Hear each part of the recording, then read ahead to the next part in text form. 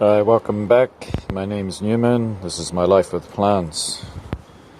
We're going to have a little look at what's in flower because I should do this, otherwise we just miss them. And this is one of my favorites, and I think you will agree because look how magnificent that yellow is. And it's a decent sized flower too, and this is my very big Cactus autumnus.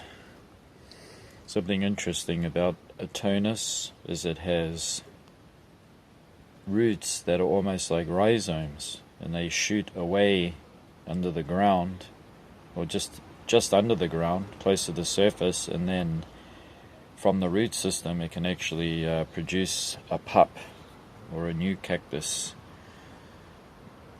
and it is pretty hardy. Yep, it's been here already, going on its second year. Humidity is not a problem in the summer one bit. It actually enjoys it, and it gets plenty of rainwater, which there's quite a lot of that. So it's a little bit different than a mammillaria would. Probably some varieties could get a little rot. This one seems to like it, and it's in very free draining mix. So I bought this as a large plant. I just love that color.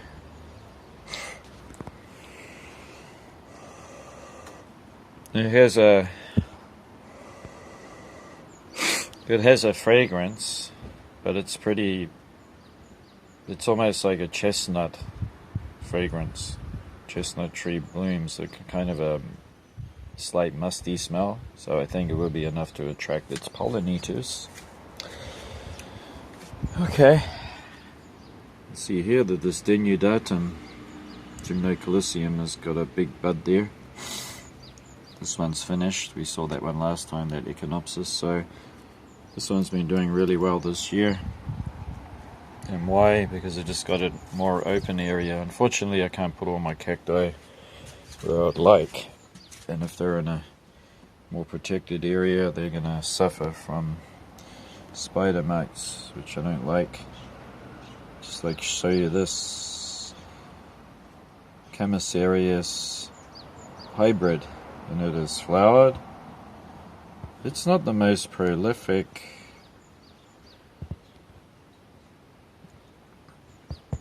Try to get that focus.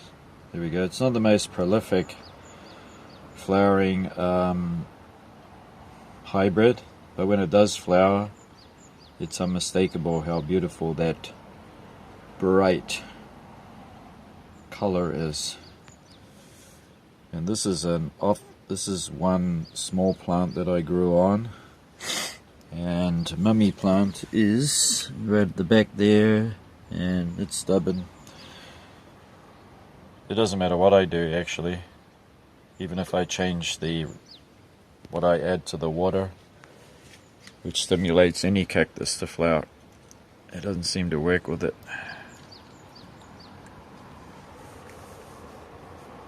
There's some nice big buds that have fallen off. This one flowered yesterday. We missed it. Oh well. We got a mammy there, Mammillaria magnumama with a flower. And if you come over here, we have a flower on an Cactus.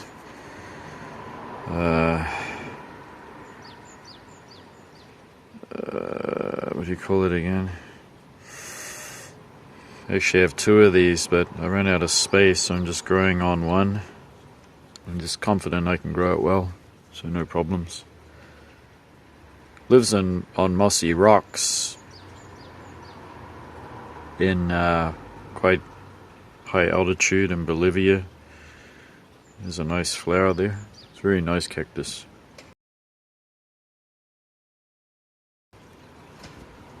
Okay, what else is in flower? that we should see. Look at those buds coming along on the Rubusia. Gymnocalycium is still producing its bud, hasn't flowered yet. We keep missing this Gymnocalycium baldianum, unfortunately, because it flowered on a day that I was not able to record it. Do we have anything up here? We have a bud just starting to open on this Opuntia humifusa. Humifusa is a nice compact, low-growing Opuntia. We have another bud coming away on my Tricho Spacianus. More buds coming up on this Echinopsis hybrid. There has the salmon pink flowers.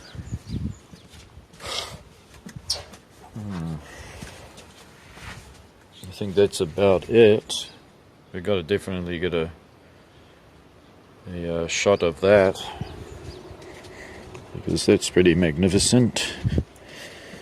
And what else do we have? You can see here that we got Magnifica, and over here is Claviceps. Oh, sorry, that one over there is Warosii, and that's Claviceps. Now I've seen a gigantic Claviceps that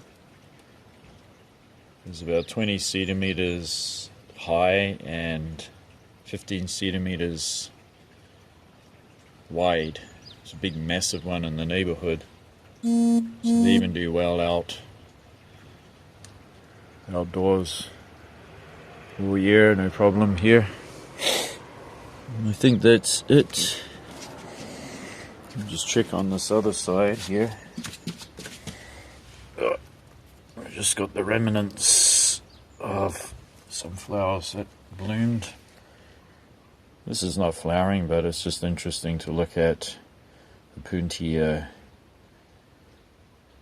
the roadkill cactus.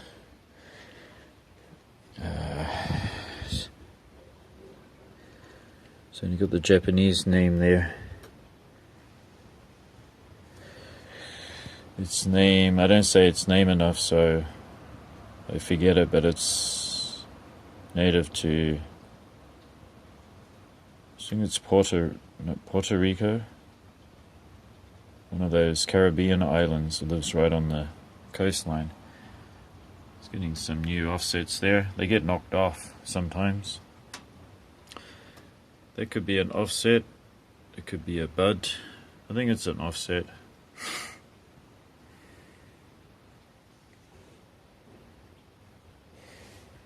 I have babies of those. This is the one I want to flower. It's a species, Echinopsis Carlochlora. It's a beautiful green. They have very fragrant white flowers. This one's got buds coming in all over the place, and it offsets so much that I keep propagating them. I give them away. These are Soherensia hybrids, and they are growing fine. They could flower this year or next. I'm looking forward to seeing what kind of flowers they have actually. I don't have many succulents, but I do have tropical ones because they do really well here, and this is Hoodia. And this thing grows really well here. It loves the tropical, humid, hot that we have. Well, the phone got cut off as usual. It's really hot out there. It's nearly 28 degrees. So it's almost riding on 30. It has been lately. And the actual tropical monsoon will be coming up this month, and probably most of next month too. And they can get a bit tricky with cacti culture here, because that means that during a monsoon, believe it or not, you would think it gets hotter and hotter. It actually gets cooler. So you can have temperatures that can be 20 or even under 20 degrees, and it actually feels quite cool. And it's very, very misty, so it's like being in a shower. And it's like being in the shower with all the steam. So it's very steamy, and it doesn't rain. It's almost like a mist that falls from the sky. And what happens to the cacti is they can get a little dormant if they can carry on for many weeks on end. It's not unusual that you can actually have a monsoon that can go for 3 to 4 weeks non-stop, where even the sun can't penetrate the wall of smog up there in the sky, and the moisture and the humidity is, I mean, sometimes it's 100% saturation. And so what the cacti do is a lot of them go dormant.